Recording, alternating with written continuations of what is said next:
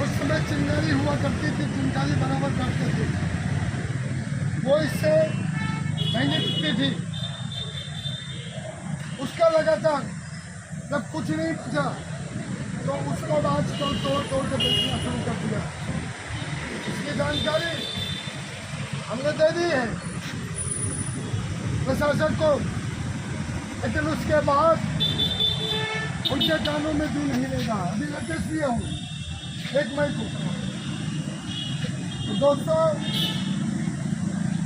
दूसरा घटनाक्रम है, ये 2 चीज कह रहा है।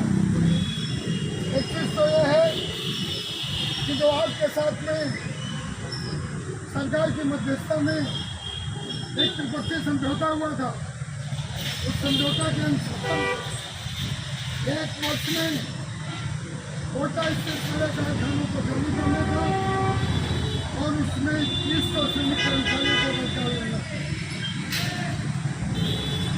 जो इसके द्वारा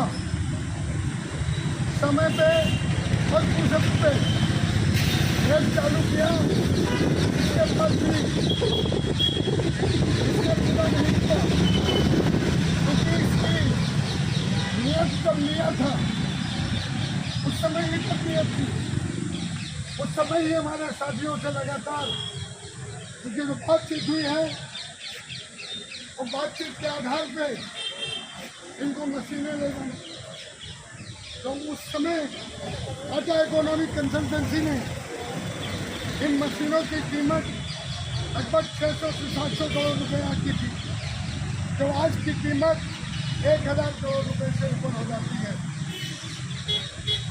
और इनका सौदा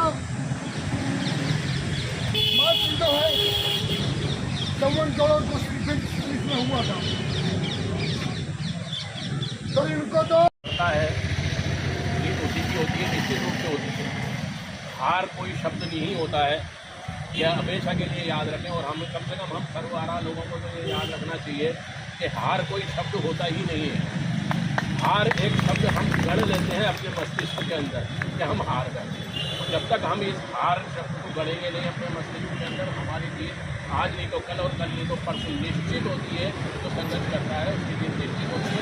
लिहाजा आप लोग, मैं यही उम्मीद करूँगा कि आखिरी सांस तक जब तक हम अपनी जीत निश्चित नहीं कर रहे तब तक हम लड़ते रहेंगे। और सर्वहारा वर्ग ये नहीं कि हमारे अपने मजदूरों की लड़ाई लड़नी है, हमें तमाम गरीबों की लड़ाई लड़नी है। और इन लोगों से जो कागज़ के शेर हैं, जो कागज़ में अपने इच्छा से मारते रहते हैं, उनके